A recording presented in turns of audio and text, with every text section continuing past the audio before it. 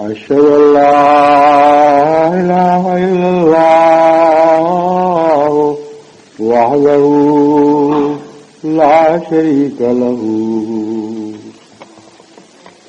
وأشهد أن محمدا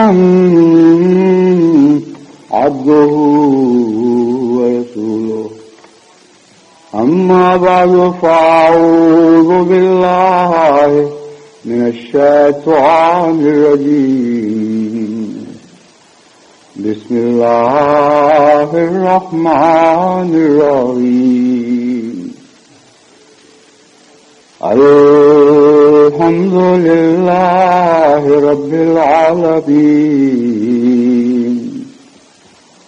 الرحمن الرحيم مالك يوم الدين إياك نعبد وإياك نستعين اهدنا الصراط المستقيم صراط الذين أنعمت عليهم غير المغضوب عليهم ولا الضالين ومن الأعراب من يتخذ ما ينفق مغرما ويتربص بكم الدوائر عليهم دائرة السوء والله سميع عليم ومن الأعراب من يؤمن بالله واليوم الآخر ويتخذ ما ينفق قربات عند الله ويتخذ ما ينفق قربات عند الله وصلوات الرسول ألا إنها قربة لهم سيدخلهم الله في رحمته إن الله غفور رحيم والسابقون الأولون من المهاجرين والأنصار والذين اتبعوهم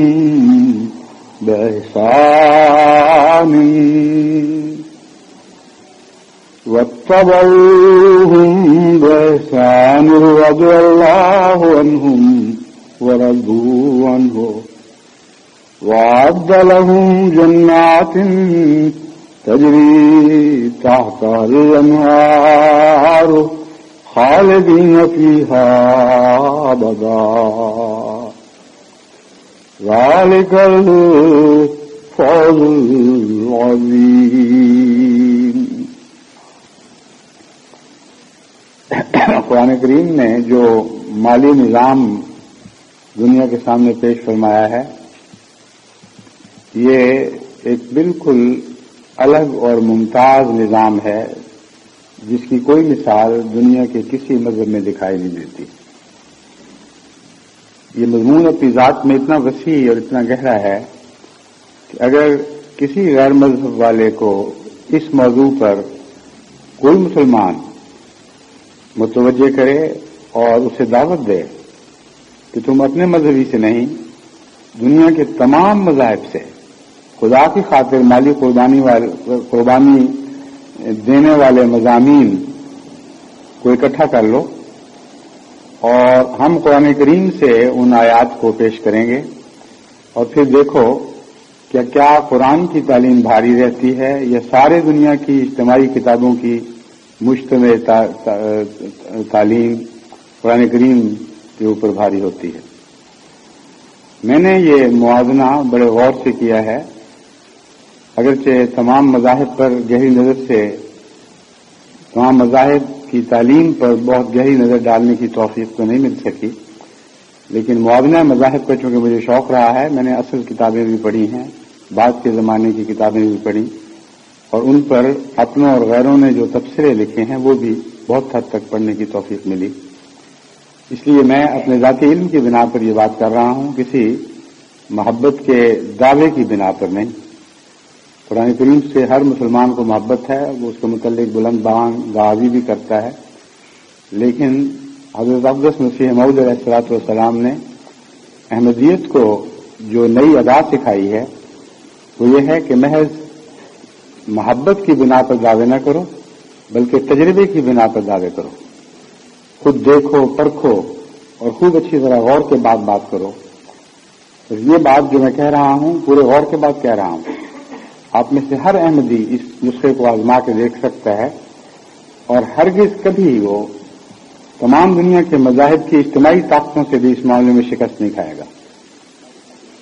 یہ تعلیم اتنی وسیع ہے انفرادی طور پر بھی اور اجتماعی طور پر بھی، اور اتنے گہرے فلسفے پر مبنی ہے اور ہر اونچ نیچ کو اس طرح سمجھا دیا گیا ہے کہ ایک پورا جہان ہے نظام مالی قربانی کے نظام کا جو اپنی ذات میں کامل ہے اور اس میں کوئی تبدیلی پیدا نہیں ہو سکتی. اس وضاحت، اس تفصیل کے ساتھ یہ سمجھانے کی اس لیے ضرورت ہے کہ آج کل جو بعض نئے نئے فتنے پیدا ہوتے ہیں ان میں بارہا یہ سوال اٹھایا جاتا ہے کہ اسلام کامل کیسے ہو گیا، دنیا ترقی پذیر ہے، ہر چیز میں پہلے کی نسبت کسی نہ کسی صورت میں ترقی کے آثار دکھائی دیتے ہیں. کیا ہم ایک جامد مذہب کو مان جائیں گے جو اپنی ذات میں کھڑا ہے اور ایک ماضی کے کسی نقطے پر آ کر جمود اختیار کر گیا ہے، وہاں سے آگے نہیں چلتا؟ یہ اعتراض سالہ مسلمانوں پر بعض دفعہ برے اثرات مترتب کرتا ہے، بعض دفعہ ان کو پھسلانے میں کامیاب ہو جاتا ہے. اور آج کل جو جی سندھ کی تحریک ہے اس میں بھی سید صاحب نے جو اپنا فلسفہ حیات پیش کیا ہے نمایاں طور پر اس بات کو اٹھایا ہے کہ قرآنی تعلیم اپنے زمانے میں اچھی تھی لیکن فرسودہ ہو گئی. 1400 سال پہلے کی باتیں ہم کیسے کر سکتے ہیں، 1400 سال پہلے کی کتاب آج ہماری رہنمائی کیسے کر سکتی ہے؟ تو ان کے لیے بھی یہ چیلنج ہے، صرف مذہب کے لیے نہیں، تمام دنیا کے مالی نظام آج تک جو انسانی کاوشوں کا نتیجہ ہیں ان کے فلسفے کو جانچ لیجئے، ان کو اکٹھا دعوت دے دیں کہ جاؤ اور سارے مل کر اپنے اپنے فلسفوں اور اپنے اپنے نظام سے چوٹی کے نقطے نکال کے لاؤ اور پھر اسلام کے مالی قربانی کے نظام سے مقابلہ کرو اور پھر یہ بتاؤ کہ کہاں اسلام کے مالی قربانی کے نظام میں اصلاح کی اور ترقی کی گنجائش ہے. کچھ کر کے دکھاؤ تو ہم مانیں گے. محض خیالی تبصروں کے اوپر تو انسان اپنے دینی تصورات کو تبدیل نہیں کیا کرتا یا اعتقادات کو تبدیل نہیں کیا کرتا. تو یہ وہ نظام ہے جس کے متعلق ہر احمدی کو خوب اچھی طرح واقف ہونا چاہیے اور عملاً وہ واقف ہو رہا ہے. اور یہ نظام اگر آج دنیا میں کہیں رائج ہے تو جماعت احمدیہ میں ہی اس کا ایک پہلو رائج ہے. یعنی وہ جو توئی چندوں کا نظام ہے وہ جماعت احمدیہ میں رائج ہو گیا ہے اور حسن و احسان میں ترقی کر رہا ہے. حسن میں ترقی کر رہا ہے، ایک دن بدن زیادہ نکھر کر سامنے آتا جا رہا ہے. اور اس نئے بناؤ سنگھار میں ایک ادنا سا موقع بھی ایسا پیش نہیں آتا کہ قرآنی تعلیم پر اضافے کی ضرورت پیش آئے. اس کے دائروں میں یہ سب کچھ ترقی ہو رہی ہے اور اس کی حدود کے اندر رہتے ہوئے ہم جانتے ہیں ابھی بہت کچھ آگے بڑھنے کی گنجائش موجود ہے. تو آج 15ویں صدی کا انسان یا 14ویں صدی کا انسان مڑ کر دیکھ رہا ہے رہنمائی کے لیے اور قرآن کریم کی تعلیم سے جب وہ استفادہ کرنے کی کوشش کرتا ہے تو حیران رہ جاتا ہے کہ ابھی بہت کچھ کرنے والا باقی ہے. اور حقیقت یہ ہے کہ زمانے کے آخر تک قرآن بنی نوع انسان کا ساتھ دے گا.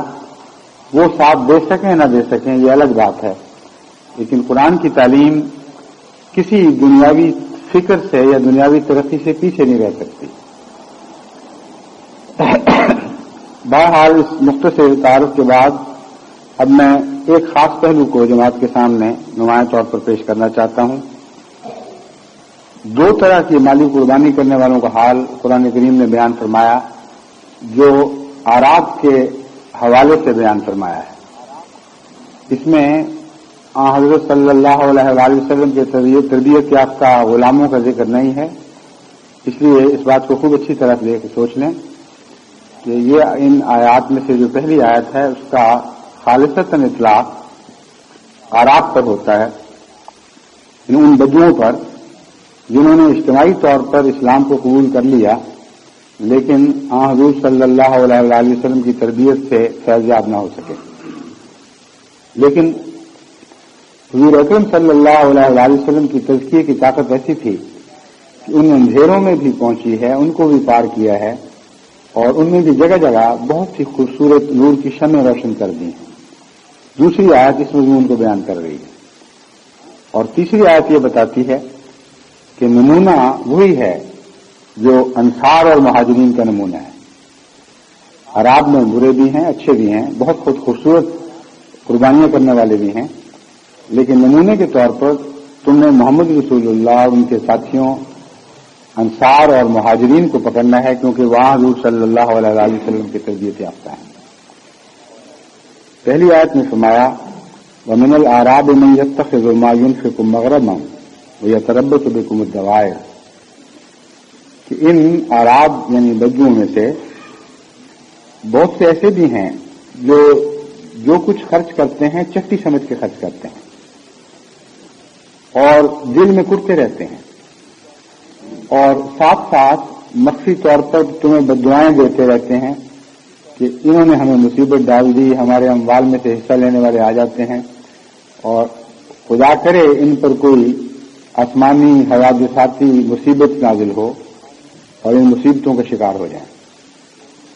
اس مضمون سے پتہ چلتا ہے کہ یہ اسلام کے غلبے کے دور کی بات ہے، جبکہ اسلام اس حد تک غالب آ گیا تھا کہ حکومت بھی حضرت صلی اللہ علیہ وآلہ وسلم اور آپ کے غلاموں کے ہاتھ میں تھی، اور عربوں پر ایک اسلامی حکومت قائم ہو چکی تھی۔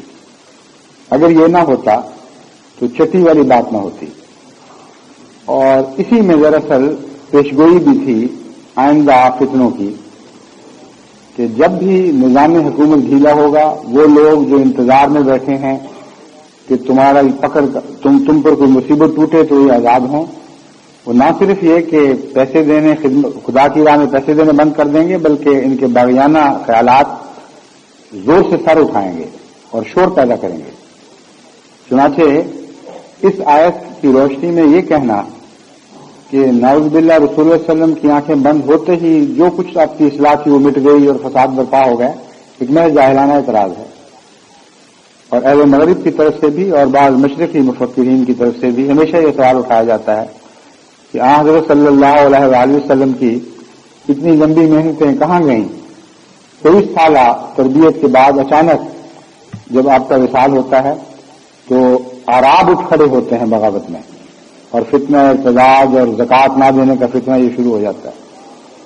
تو قرآن کریم تو اس آخری دور میں جب کہ حکومت کامل ہوئی تھی، اور اس عرصے کو 2-3 سال سے زیادہ کا عرصہ نہیں ہے، اس عرصے کے متعلق فرماتا ہے کہ یہ اعراب میں سے ایک بڑی اکثریت ایسی ہے جو دل سے اسلام کو قبول نہیں، جنہوں نے دل سے اسلام کو قبول نہیں کیا اور اس حد تک بہرحال نہیں کیا کہ وہ خدا کی راہ میں کچھ خرچ کر سکیں۔ جو کچھ دیتے ہیں وہ مجبوراً چٹی سمجھ کے دیتے ہیں اور دلوں میں نفرتیں لگائے بیٹھے ہیں، اور تمہارے بدخواہ ہیں، تم پر آسمانی مصائب کی راہ دیکھ رہے ہیں۔ لیکن ساتھ ہی جیسا کہ قرآن کریم کا طریق ہے، کسی قوم کو بحیثیت مجموعی مطعون نہیں فرماتا، کسی قوم کو کلیتاً مجرم قرار نہیں دیتا، بلکہ واقعاتی طور پر جو استثناء ہو سکتے ہیں ان کی بھی نشاندہی فرماتا ہے۔ فرمایا من الاعراب من یؤمن باللہ والیوم الآخر ویتخذ ما ينفق قربات عند اللہ۔ لیکن عجیب ہے، انہی اعراب میں سے ابھی تھوڑی دیر تربیت پائی ہے، لیکن ایسے عظیم شان وجود پیدا ہو چکے ہیں من یؤمن باللہ والیوم الآخر، جو اللہ پر ایمان لاتے ہیں اور یوم آخرت پر ایمان لاتے ہیں۔ وَيَتَّخِذُ مَا يُنْفِقُ قُرَبَاتٍ عِندَ اللَّهِ وَصَلَوَاتِ الرَّسُولِ اور جو کچھ بھی خدا کی راہ میں خرچ کرتے ہیں اس کے دو ہی مقاصد ہیں کہ اللہ کی قربت حاصل کریں اور رسول کی دعائیں حاصل کریں. اس کے سوا ان کا کوئی منشا نہیں.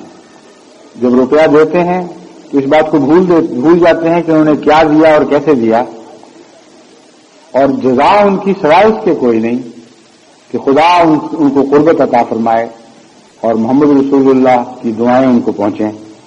الا انہا قربت لہم، سنو یہی ادا ان کی قربت پیدا کر رہی ہے.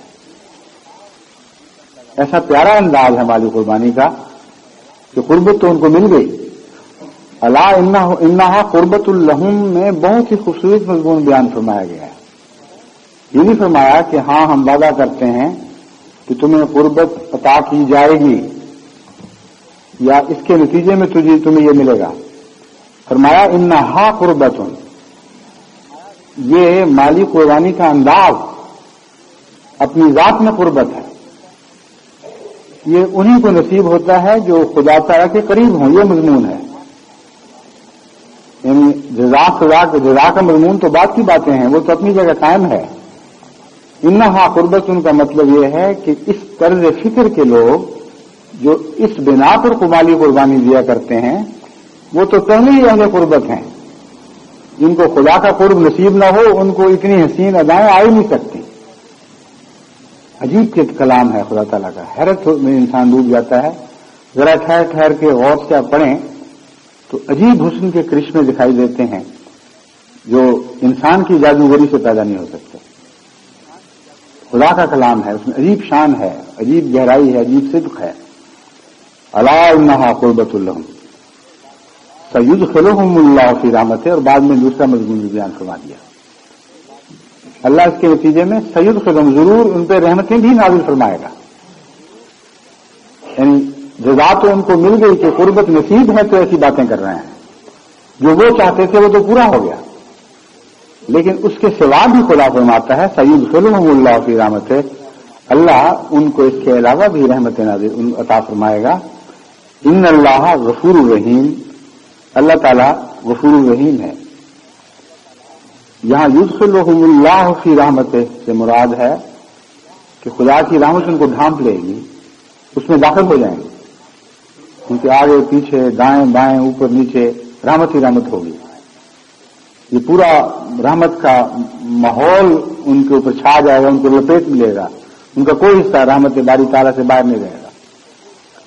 ان اللہ غفور الرحیم، اور ساتھ یہ بھی وعدہ فرما دیا کہ خدا تعالیٰ بہت بخشنے والا اور رحم کرنے والا ہے. یہاں اس احتمال کا ذکر فرمایا گیا ہے کہ ایسے لوگ جو خدا کی راہ میں مالی قربانی کرتے ہیں اور اس پیار اور محبت کے انداز سے کرتے ہیں، ان میں بسا اوقات بعض دوسری کمزوریاں بھی ہوتی ہیں. مالی قربانی سے ان کی نوک پلک درست، بہت خوبصورت، بہت اعلیٰ کردار دکھانے والے، لیکن بعض دوسری باتوں میں کوتاہیاں بھی ہو جاتی ہیں، غفلتیں ہو جاتی ہیں، بعض دفعہ گناہ سرزد ہو جاتے ہیں، استغفار کی طرف توجہ پیدا ہوتی ہے، پھر ٹھوکر کھاتے ہیں. تو فرمایا ان لوگوں کے لیے میں یہ اعلان کرتا ہوں ان اللہ غفور الرحیم، کہ اللہ تعالیٰ بہت بخشنے والا اور رحم کرنے والا ہے. جب کسی کی ایک ادا پسند آ جائے تو اس کے بعد دوسرے نقائص سے انسان آنکھیں بند کر لیا کرتا ہے، اور کسی کی کوئی ادا بہت پسند آ جائے تو اتنا ہی زیادہ مغفرت کے لیے مغفرت کرنے والے کے دل میں ایک طلب پیدا ہو جاتی ہے. بس یہ اس طلب کا ذکر ہے، ورنہ اس سے پہلے بخشش مانگنے کا کوئی مضمون بیان نہیں فرمایا گیا. تو یہ بات بھی آپ یاد رکھیں کہ بعض نیکیوں میں غیر معمولی کمال حاصل کرنے کے نتیجے میں اللہ تعالیٰ کی ذات میں مغفرت کی طلب پیدا ہوتی ہے. یعنی مغفرت عطا کرنے کی، بخشنے کی تمنا پیدا ہوتی ہے. اور جہاں ہاتھ نہیں بھی پھیلایا گیا وہاں خدا نے خود ذکر فرما دیا وَإِنَّ اللَّهَ غَفُورٌ رَحِيمٌ. ان کو ہم یہ بھی بتا دیتے ہیں کہ اللہ بہت ہی مغفرت فرمانے والا ہے اور بہت رحم کرنے والا ہے. اس کے بعد تیسری آیت ہے وَالسَّابِقُونَ الْأَوَّلُونَ مِنَ الْمُهَاجِرِينَ وَالْأَنصَارِ. سابقون اور اولون تو وہی ہیں، مہاجرین من الانصار من المہاجرین والانصار، کہ جو مہاجرین میں سے ہیں اور انصار میں سے ہیں. یعنی اعراب تو بعد میں آئے، اس سے پہلے کون لوگ تھے؟ مہاجر تھے اور انصار تھے، جنہوں نے حضرت اقدس محمد مصطفیٰ صلی اللہ علیہ وآلہ وسلم سے تربیت حاصل کی۔ فرمایا ان کی تو بات ہی الگ ہے۔ فرمایا والسابقون الاولون من المہاجرین والانصار والذین اتبعوہم بإحسان، اور وہ لوگ جو ان کی پیروی کرتے ہیں احسان کے ساتھ، رضی اللہ عنہم ورضوا عنہ، ان کی تو یہ کیفیت ہے کہ اللہ ان سے راضی، وہ اللہ سے راضی، دونوں طرف سے رضا ہے۔ وَأَعَدَّ لَهُمْ جَنَّاتٍ تَجْرِي تَحْتَهَا الْأَنْهَارُ، ان کے لیے ایسی جنات پیدا فرمائی ہیں خدا تعالیٰ نے جن کے اندر دائیں نہریں بہتی ہیں۔ ذَلِكَ الْفَوْزُ الْعَظِيمُ، اور یہ بہت ہی بڑی کامیابی ہے۔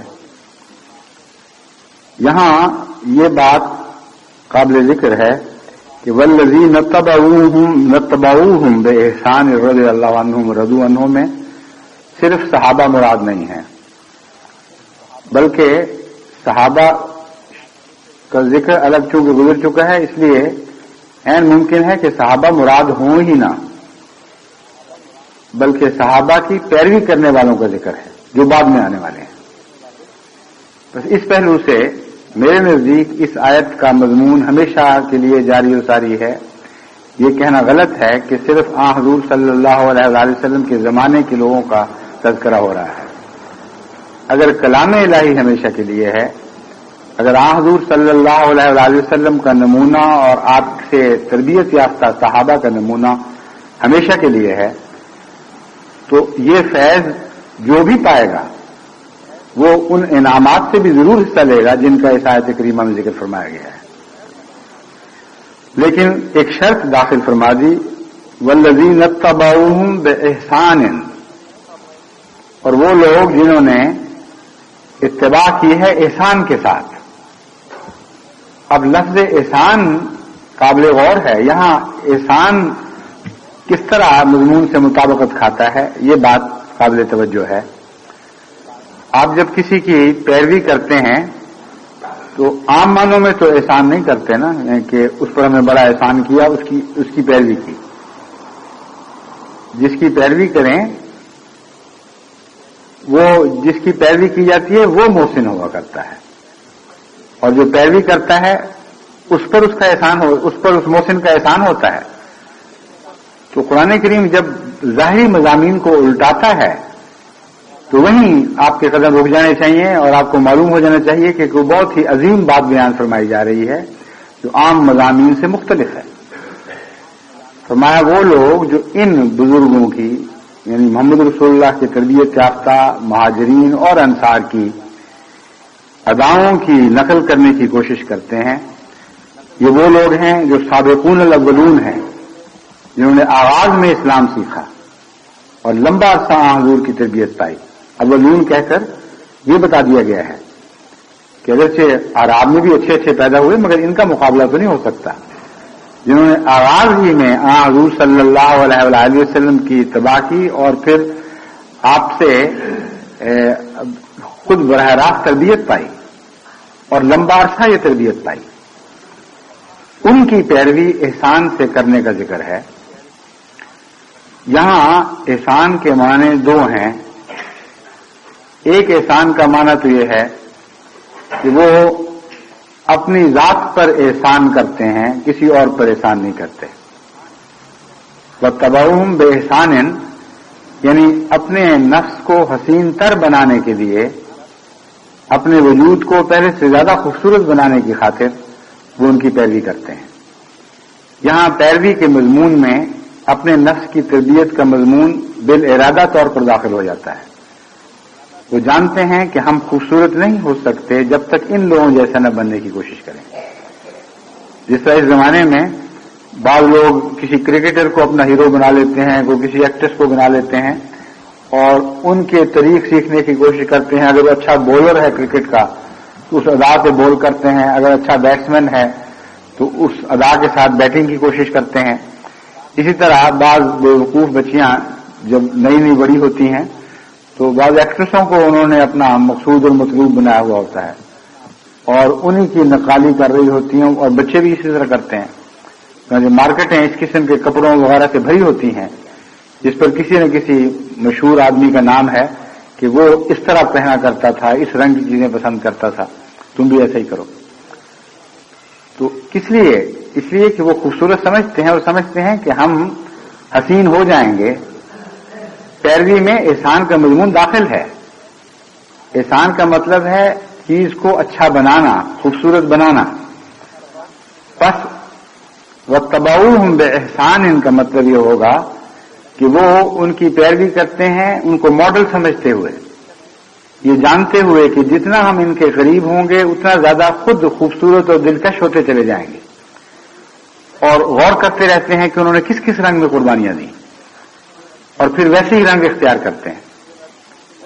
حضرت مسلم موعود رضی اللہ تعالیٰ عنہ بسا اوقات اپنے خطبات میں صحابہ کی مالی قربانیوں کے تذکرے اس رنگ میں کیا کرتے تھے کہ اس سے بچپن سے ہی لوگوں کے دلوں میں اس قسم کی قربانیاں کرنے کی تمنا پیدا ہو جاتی تھی. اور آج کل کے زمانے میں بھی جماعت احمدیہ نے اللہ تعالیٰ کے فضل کے ساتھ اس مضمون میں نئے رنگ بھرے ہیں. اگرچہ اتباع انہی لوگوں کی ہے، لیکن وقت کے ساتھ ساتھ جو نئے رنگ پیدا ہوتے ہیں وہ اس مضمون میں زیادہ دلکشی پیدا کرتے چلے جاتے ہیں. لیکن بنیادی ادائیں نہیں بدلتی، اس میں کبھی تبدیلی نہیں آئی. جن باتوں کے متعلق خدا نے یہ فرمایا کہ رضی اللہ عنہم ورضوا عنہ، وہ بنیادی صفات ہر انسان کی ہر زمانے میں ایک ہی رہتی ہیں. یہ مضمون سمجھنے کے لائق ہے. اگر ایسا نہ ہو تو پھر قرآن بھی بدلنا ہوگا، پھر کوئی کتاب ہمیشہ کے لیے کامل نہیں ہو سکتی. مگر چونکہ قرآن کریم دین فطرت ہے، اس لیے ان فطری مضامین کو کھول کھول کر بیان فرماتا ہے جن میں تبدیلی کوئی نہیں. لا تبدیل لخلق اللہ کا مضمون ہے، چونکہ انسانی فطرت سے ان باتوں کو باندھا گیا ہے اور فطرت میں تبدیلی نہیں ہوتی. لیکن اس فطرت کے مظاہر بدلتے رہتے ہیں، وہ مختلف رنگ میں اپنے اظہار کرتی ہے. تو جب میں کہتا ہوں نئے رنگ بھرے تو میری مراد یہ نہیں کہ انہوں نے نئی ادائیں بنائی ہیں. ادائیں وہی ہیں جو محمد رسول اللہ اور آپ کے ساتھیوں کی تھی رضی اللہ عنہ ورضوا عنہ، لیکن ان میں اپنے اپنے انداز کے مطابق، اپنی اپنی انفرادی حیثیت کے مطابق نئی قسم کی جذبات اور اظہارات کو داخل کیا ہے اور ایک انفرادیت پیدا کی ہے. تو اللہ تعالیٰ نے جہاں احسان کا ذکر فرمایا وہاں یہ مراد ہے کہ ان لوگوں کی پیروی کر کے اپنے اعمال کو حسین سے حسین تر بناتے رہتے ہیں. دوسرے مضمون کا تعلق ان لوگوں سے ہے جن کی پیروی کی جاتی ہے.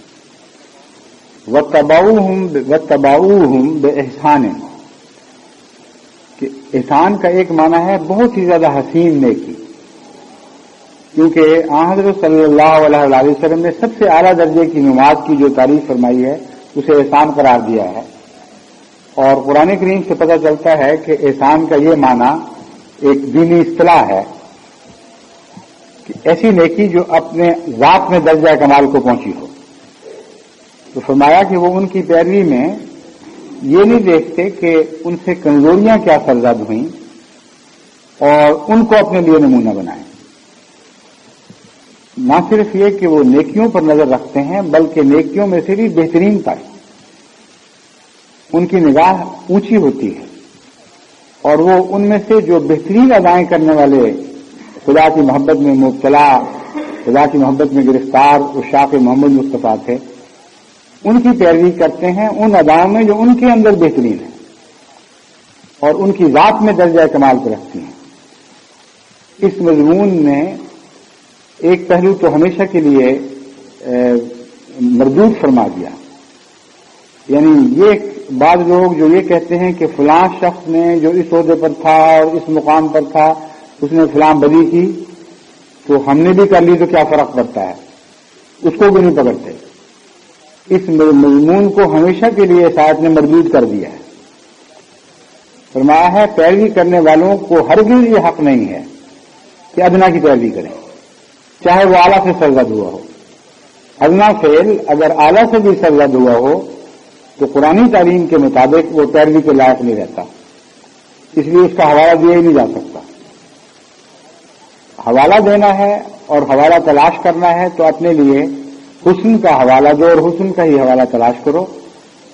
حسن پیدا کرنے کی خاطر کام کرو اور حسن میں جو سب سے اعلیٰ مقامات، اعلیٰ درجے کا حسن ہے اس کی پیروی کرنے کی کوشش کرو. فرمایا ان کی جزا یہ ہے رضی اللہ عنہم ورضوا عنہ، ان سے خدا ہمیشہ کے لیے راضی ہو گیا، ورضوا عنہ اور وہ ہمیشہ کے لیے اللہ سے راضی ہوئے. وَأَعَدَّ لَهُمْ جَنَّاتٍ تَجْرِي تَحْتَهَا الْأَنْهَارُ، ان کے لیے خدا نے ایسی جنتیں بنا رکھی ہیں جن میں دائمی نہریں بہتی ہیں، ہمیشہ ہمیشہ کے لیے اس میں رہیں گے. ذَلِكَ الْفَوْزُ الْعَظِيمُ، یہ ایک بہت ہی بڑی کامیابی ہے. یہ وہ اسلام کی روح ہے قربانی قربانی کی، جو جس کا صرف ایک پہلو یہاں بیان ہوا ہے. اس کے علاوہ مختلف پہلوؤں سے مالی قربانی کے نظام کو خدا تعالیٰ نے کھول کھول کو بیان فرمایا ہے اور اس کے حسن قبح کو بڑی تفصیل کے ساتھ واضح فرما دیا ہے. جماعت احمدیہ میں بعض لوگ اگرچہ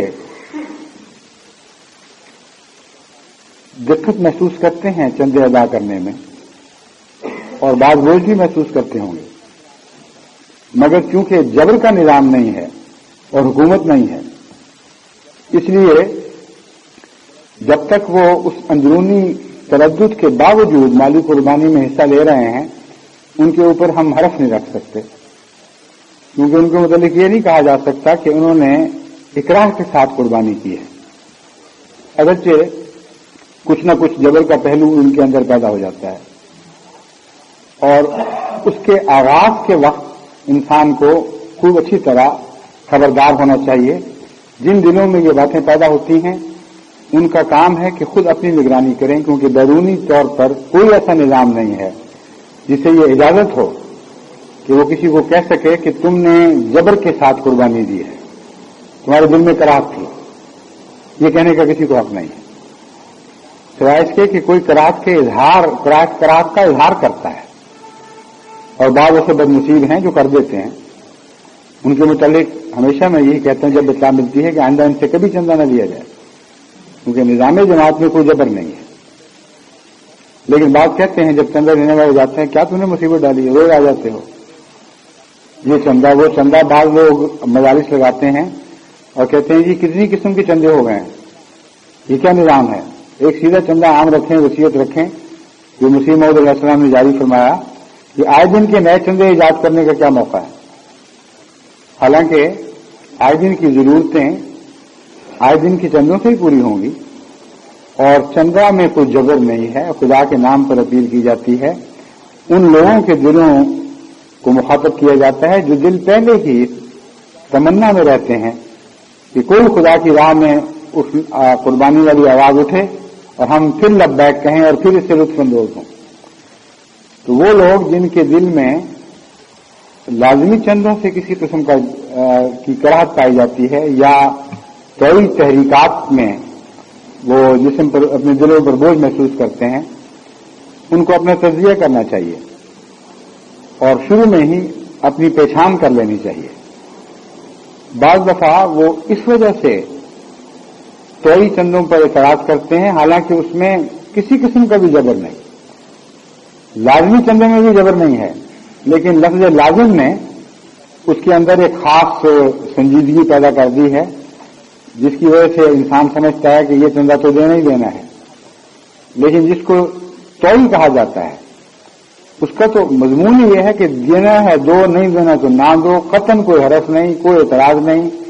سلسلے کے عہدوں کا جہاں تک تعلق ہے، ووٹ کا تعلق ہے، تمہارے حقوق کا تعلق ہے، ایک ذرہ بھی اثر انداز نہیں ہوں گے.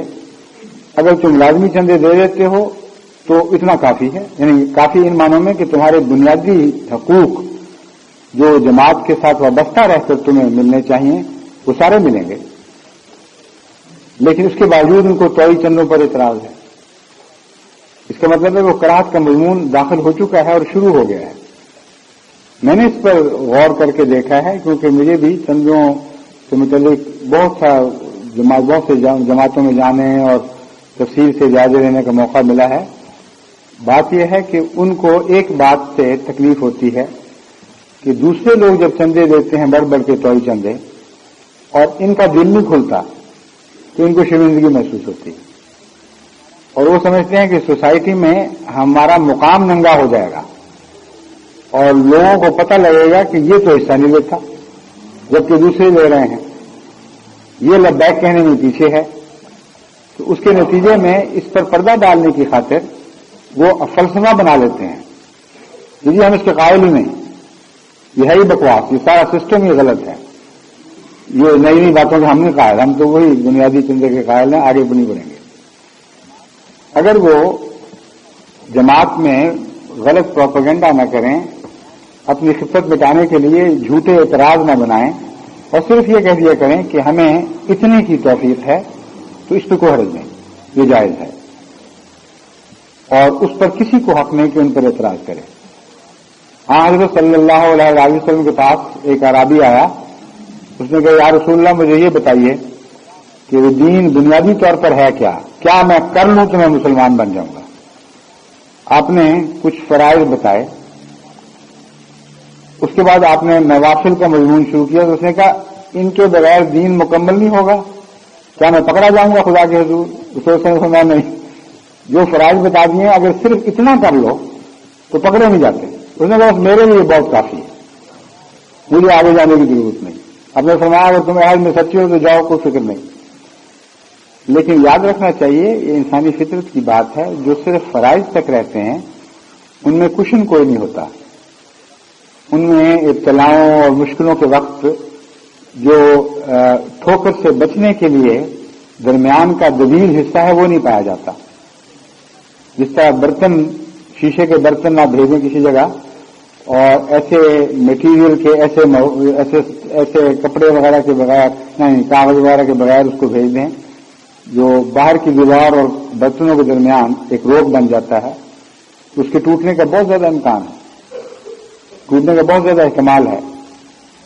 تو اسی طرح انسان کے ایمانیات کی اور اعمال کی حالت ہوتی ہے.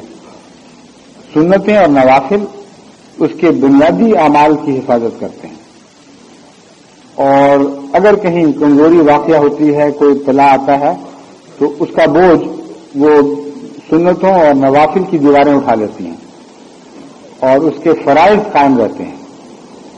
بس بہت بڑی بات کی تھی اس شخص نے جس نے یہ کہا کہ میرے لیے بہت کافی ہیں، اور آپ نے فرمایا ہاں اگر تم پورے رہتے ہو اپنے وعدے پر تو پھر کوئی خطرہ نہیں، مگر بہت بڑا اگر ہے. کون ہے جو اس وعدے پر پورا رہے اور صرف فرائض تک ٹھہر جائے اور نوافل کے ذریعے فرائض کی حفاظت ضروری نہ سمجھے اور پھر اس میں کامیاب ہو؟ غیر معمولی انسان ہی ہو سکتا ہے اور غیر معمولی انسانوں کو تو پھر نوافل کی بھی توفیق ملتی ہے. تو اللہ تعالیٰ نے جو مالی نظام جاری فرمایا ہے اس کو مضمون کو سمجھنا چاہیے. وہ لوگ جو نوافل پر بھی اعتراض شروع کر دیتے ہیں وہ ان کا وہ مضمون نہیں ہے جس نے رسول اللہ صلی اللہ علیہ وسلم سے بات کی تھی، حضور صلی اللہ علیہ وسلم سے بات کی تھی. وہ ایک سادہ سا انسان تھا، اس نے کھول کر کہا کہ باقیوں کے لیے بے شک ہو، مجھے اس پر اعتراض نہیں، میں یہ بحث نہیں کرتا کہ ان کی ضرورت نہیں ہے، میں تو صرف یہ عرض کر رہا ہوں کہ اگر میں نہ کروں وہ زائد باتیں تو میں مر جاؤں گا یا زندہ رہوں گا روحانی لحاظ سے. آپ نے فرمایا کہ مرتے نہیں، تو نے کہا بس صرف زندگی کے سانس کافی ہیں میرے لیے، مجھے مزید تکلفات کی ضرورت نہیں. مگر یہ لوگ جن دانشوروں کی میں بات کر رہا ہوں یہ اس نفلی نظام پر اعتراض کرتے ہیں، وہ زبانیں کھولتے ہیں، کہتے ہیں یہ کیا سلسلہ شروع ہو گیا ہے، نئے نئی تحریکیں، نئے نئے قربانیوں کے راستے، یہ ہونا نہیں چاہیے. ہم اس لیے ان سے باز آتے ہیں کہ ہم ان کے قائل ہی نہیں ہیں، ہم ان کو درست نہیں سمجھتے. اگر ایسی بات ہے اور کوئی شخص اس قسم کے اظہار رائے احمدی عوام میں کرتا ہے تو وہ فتنہ پرداز ہے. اپنی ذات میں وہ بے شک نفلی چندہ نہ دے، اگر وہ فرضی چندہ بھی نہ دے تو احمدی پھر بھی رہتا ہے. زیادہ سے زیادہ اس کا نقصان اتنا ہوگا کہ ووٹ کے نظام میں وہ شامل نہیں ہوگا، نہ ووٹ دے سکے گا، نہ عہدے دار بن سکے گا، اور چھٹی اور اس کو مصیبت سے رہائی، اس کو کیا فرق پڑتا ہے. لیکن جب وہ باتیں کرے گا سلسلے کے کسی نظام کے متعلق تو وہ منافقت ہے، اس سے لازمی چندہ بھی نہیں لینا چاہیے. اور جہاں کوئی ایسا شخص ہے جو یہ کہتا ہے کہ نظام جماعت میں فلاں فلاں چندے اضافے ہو گئے، ہم اس کے قائل ہی نہیں ہیں، میری طرف سے نظام جماعت کو اجازت ہے کہ اس کو کہہ دیں کہ تم بے شک اپنے چندے اب نہ دو، ہمیں تمہارے مال کی ضرورت نہیں۔ نظام جماعت میں جو مالی حصہ ہے یہ بہت ہی مقدس ہے اس پہلو سے کہ اس کی تمام تر جڑیں مومنوں کے اعلی اعتقادات میں ہیں اور گہرے قلبی پرخلوص جذبات میں ہیں۔ یہ کوئی ٹیکسیشن کا نظام نہیں ہے۔ اگر اس درخت سے زلزلہ آتا ہے تو دماغ میں جو اعتقادات کی جڑیں ہیں ان پہ بھی زلزلہ آتا ہے، اور دل میں جو پرخلوص جذبات کے اندر جو جڑیں گڑی ہوئی ہیں ان پہ بھی زلزلہ آتا ہے، وہ بھی اکھڑتی ہیں۔ اور یہ نہیں ہو سکتا کہ درخت کا اوپرلا حصہ ہی جھولتا رہے اور جڑوں کو کوئی نقصان نہ پہنچے۔ بعض دفعہ جڑوں کی بیماریاں اوپر چلی جاتی ہیں، بعض دفعہ اوپر کے تلا نیچے داخل ہو جاتے ہیں، مگر جماعت کا مالی نظام بہت ہی مقدس نظام ہے۔ اس کا تعلق گہرے غیر متزلزل اعتقادات سے بھی ہے اور بہت ہی پرخلوص محبت کے جذبات سے بھی ہے۔ ہمیں اس نظام کی بہرحال ہر قیمت پر حفاظت کرنی ہے، اور اگر کوئی اس کے اوپر پورا نہیں اترتا تو جماعت کے مالی نظام کو ذرہ بھی نقصان نہیں ہوگا۔ یہ میں آپ کو یقین دلاتا ہوں کہ ہزار بھی ایسے افراد ہوں، کتنے ہی امیر ہوں، اگر وہ ناقدری کی وجہ سے جماعت کے مالی نظام میں حصہ لینے سے محروم ہو جاتے ہیں تو خدا تعالیٰ جماعت کی ضروریات میں کبھی پوری کمی نہیں کرے گا، نہ آج تک ہوئی ہے۔ اس ضمن میں ایک اور بات بہت ہی ضروری سمجھانے والی یہ ہے کہ جب ہم خدا کی راہ میں خدا کی مرضی کی خاطر چندہ دے بیٹھے اور قربت پیش نظر ہے یا امام کی دعائیں پیش نظر ہیں تو سودا تو پورا ہو گیا، نقد و نقد جس خاطر سودا کیا تھا تمہیں قیمت مل گئی۔ اس کے بعد تمہارا یہ حق نہیں رہتا کہ ہماری جماعت نے اتنا چندہ دیا ہے اس لیے ہماری جماعت کو اتنا خرچ کیا جائے، ہمارے ملک نے اتنا چندہ دیا ہے اس لیے کسی اور ملک پہ خرچ نہ کیا جائے۔ یہ جو نظام ہے مجلس شورا کے ذریعے بجٹ بنانے کا، یہ بھی ایک سوئی نظام ہے۔ حضرت صلی اللہ علیہ وسلم کے زمانے میں یہ بھی نہیں تھا۔ قرآن کی مالی قربانی کی روح یہ ہے کہ کیونکہ تم خدا کی خاطر خدا کے نمائندے کے سپرد مال کرتے ہو جس پر تمہیں کامل اعتماد ہے، اس لیے جب تک یہ اعتماد قائم رہے تمہارا دل پوری طرح مطمئن ہوگا کہ جو کچھ ہم نے دیا ہے جس غرض سے دیا وہیں خرچ ہوگا، لیکن غرضوں کی تعیین کرنے میں تم کو حصہ نہیں لو گے۔ یہ شرط نہیں ہے کہ تم یہ بتاؤ کہ اس کو فلاں جگہ ضرور خرچ کیا جائے۔ یہ اور بات ہے، اور ایک اور بات ہے جس کو میں یہاں جس کی وضاحت کر دوں تاکہ بعض دوست غلط فہمی میں مبتلا نہ ہوں۔ وہ چندے جو بالعموم خدا کے نام پر دیے جاتے ہیں ان کے بجٹ کی میں بات کر رہا ہوں۔ بعض مخصوص تحریکات ہوتی ہیں، مثلا روس کے لیے ہے، افریقہ کے لیے ہے، افریقہ کے بھوکوں کے لیے مدد کی تحریک ہے وغیرہ وغیرہ، قرآن کریم کی اشاعت کی تحریک ہے، مساجد کی تعمیر کی تحریک ہے۔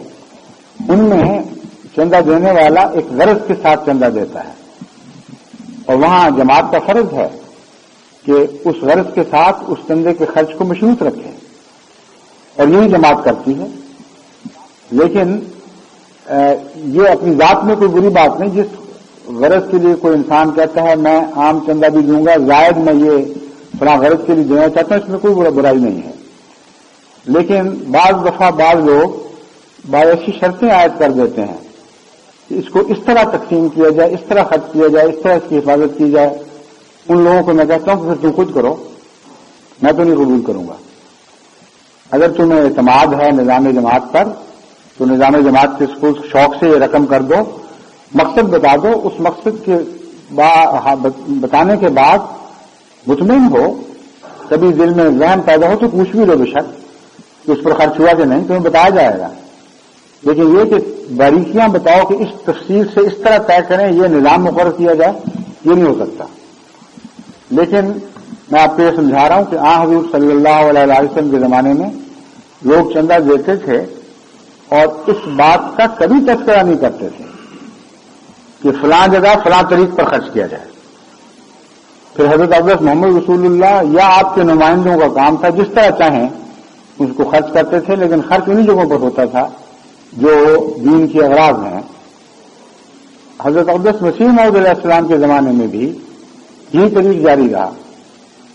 انجمن بن بھی گئی تب بھی کوئی مجلس شورا قائم نہیں تھی اور انجمن کے سپرد کر دیا جاتا تھا۔ انجمن کو حضرت مسیح موعود علیہ السلام کی ہدایات تھیں کہ ان ہدایات کے تابع خرچ کرو، لیکن کبھی کسی چندے والے نے یہ نہیں کہا یا کسی جماعت نے یہ نہیں کہا کہ ہم نے اتنا چندہ خرچ دیا ہے اور تم لوگ اتنا فلاں جگہ خرچ کر رہے ہو اور ہم پر کم کر رہے ہو۔ یہ ایک ایسا جاہلانہ اور باطل خیال ہے جس کے ساتھ چندوں کی روح برباد ہو جاتی ہے۔ اول تو جیسا کہ میں نے کہا جب چندہ دیا خدا کی قربت کی خاطر امام کی دعائیں لینے کے لیے، حضرت محمد رسول اللہ کی دعائیں لینے کے لیے، سب سے بڑی بات یہ ہے۔ امام تو میں ان معنوں میں کہہ دیتا ہوں کہ آپ کی غلامی میں بعد میں بھی یہ مضمون جاری رہتا ہے، لیکن اصل وہ صلوات محمد رسول اللہ کی ہیں جو آج بھی ان لوگوں کو پہنچتی رہیں گی، کیونکہ آپ کا زمانہ جاری ہے اور آپ نے ہر زمانے کے مخلصین کے لیے دعائیں کی ہیں۔ اس لیے اتنے بڑے مقصد کو پا لینے کے لیے جس کے جواب میں اللہ تعالیٰ کہے کہ الا انہا قربت اللہ، دیکھو دیکھو ان کو تو قربت عطا ہو چکی ہے، اس کے بعد وہ یہ سوچیں کہ اور مزید بھی اس سے کچھ کمائی کریں اور یہ دیکھیں کہ کہاں خرچ ہوا، کتنا خرچ ہوا اور ہمارے اوپر کیوں اتنا خرچ نہیں ہوا۔ یہ ایسے فتنے ہیں جنہیں کبھی جماعت میں قبول نہیں کیا جائے گا، داخل ہونے نہیں دیا جائے گا۔ ایسے لوگوں کو میں کہہ دیتا ہوں کہ تم اپنے روپے اپنے پاس رکھو، یہ جہنم میں پھینکنے کے قابل تو ہیں، لیکن جماعت میں حضرت مسیح موعود علیہ السلام کی جماعت ان سے استفادہ نہیں کر سکتی۔ ہاں، حضرت صلی اللہ علیہ وآلہ وسلم نے جو مالی قربانی کی جنت مسلمانوں کو عطا کی ہے، یہ روپیہ اس میں داخل ہونے کے لائق نہیں ٹھہرتا۔ اس قسم کے بھی بے وقوفوں والے فتنے کئی دفعہ پیدا ہوتے ہیں۔ ابھی حال ہی میں ایک جگہ پیدا ہوا ہے اور میں نے ان کو یہ کہلا بھیجا ہے، میں نے کہا تمہاری ساری عاملہ، تمہارے سارے چندہ دینے والے ایک آنا بھی سلسلے کو نہ دو، کیونکہ میرے نزدیک اگر ان خیالات کے ساتھ چندہ دینا ہے تو مردود چندہ ہے۔ ایسے چندے کے اوپر جماعت تھوکتی بھی نہیں ہے۔ تم اور تمہارے جیسے لوگ جہاں چاہیں ان روپاؤں کو پھینکیں، جماعت ان سے کبھی کچھ قبول نہیں کرے گی۔ وہ لوگ جنہوں نے قادیان میں قربانیاں دی تھیں، وہ غریب عورتیں جن کا وظیفوں پہ گزارا تھا اور ان وظیفوں سے بچا بچا کے چندے دیتی تھیں، ان کے چندے یہاں خرچ ہوئے ہیں مسجد فضل پہ۔ ایک ایسا بھی دور تھا کہ جب عورتوں نے قربانیاں دی تو یہاں چندے خرچ ہوئے، اور کبھی کسی عورت نے مڑ کے نہیں پوچھا کہ ہم غریب، ہم فاقہ زدہ، ہم کمزور لوگ، تم یہاں غلام ملک کے چندے اٹھا اٹھا کر اتنی قربانیوں کے چندے اس امیر ملک میں خرچ کر رہے ہو جو تمام دنیا کی دولتیں سمیٹ رہا ہے۔ اشارتاً بھی کبھی کسی نے یہ سوال نہیں اٹھایا۔ جس نظام پر اعتماد ہے، جس خلافت سے وابستگی اختیار کی ہے، اس کے ساتھ تعلقات تو کامل اعتماد پر چلتے ہیں۔ جہاں اعتماد ختم، وہاں چندوں کا نظام ہی ختم ہو گیا، وہاں یہ تعلق ہی قائم نہیں رہا کرتا۔ بس مالی نظام میں بھی قرآن کریم نے دنیا کا بہترین مالی نظام ہمارے سامنے رکھا ہے، اس کی تفصیل کے ساتھ ہمیں اس کے حسن و قبح کو سمجھا دیا ہے، ان خطرات کی نشاندہی کر دی ہے جن میں بعض لوگ مبتلا ہو جاتے ہیں، وہ نمونے قائم فرما دیے ہیں جن نمونوں کو دائمی قرار دیا، اور فرمایا کہ یہ وہ لوگ ہیں جن کے بعد میں آنے والے قیامت تک پیروی کرتے رہیں گے اور قیامت تک ان کا فائدہ اٹھاتے رہیں گے۔ اس کے بعد جماعت احمدیہ میں اس قسم کے بعض جاہلوں کا فتنے اٹھانا ہرگز قابل قبول نہیں ہے۔ میں جیسا کہ بیان کر چکا ہوں، ایک کوڑی کی بھی ان کی چندوں کی قیمت نہیں ہے۔ یہ سارے اپنے چندے لے کر جہاں چاہیں بھاگ جائیں، سلسلے کو ان کی ضرورت نہیں ہے، اور ان کے جانے سے برکت ہوگی، ان کے داخل جانے سے برکت نہیں ہوگی۔ مگر میں جانتا ہوں کہ سلسلے کی بھاری اکثریت سے بھی زیادہ بھاری اکثریت اللہ تعالیٰ کے فضل سے جماعت مالی قربانی میں حضرت اقدس محمد رسول اللہ صلی اللہ علیہ وآلہ وسلم اور آپ کے صحابہ کی یاد کو تازہ کرنے والی جماعت ہے، آپ کی رسموں کو زندہ کرنے والی جماعت ہے، آپ کی اداؤں کو اپنانے والی جماعت ہے، انہی قدموں کو چومتی ہوئی آگے بڑھ رہی ہے جن قدموں کے نشان حضرت محمد مصطفیٰ صلی اللہ علیہ وآلہ وسلم نے اپنے پیچھے چھوڑے تھے۔ خدا کرے کہ قیامت تک ہم उसी माली निजाम को जिंदा रखें जो हजरत मोहम्मद रसूलुल्लाह के जमाने में नाजिल हुआ, और वो निजाम है जो हमें जिंदगी बख्शेगा। अल्लाह ताला हमें इसकी तौफीक अता फरमाए।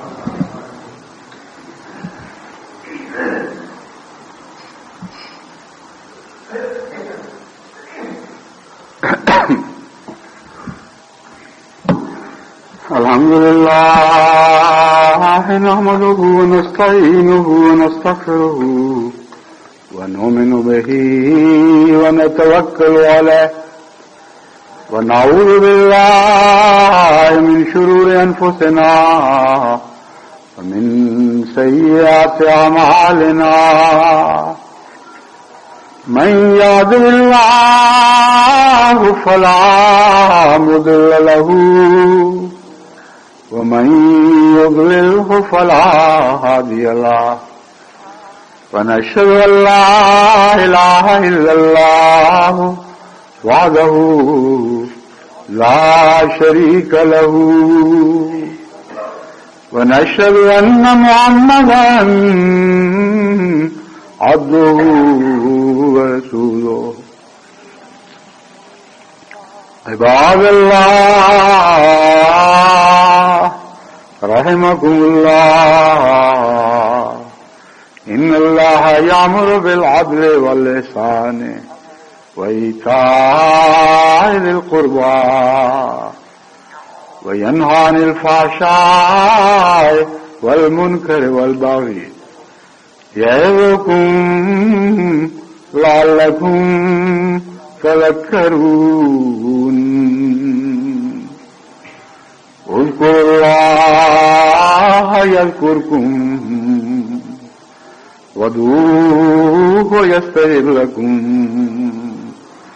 वलज़िक्रुल्लाहि अकबर।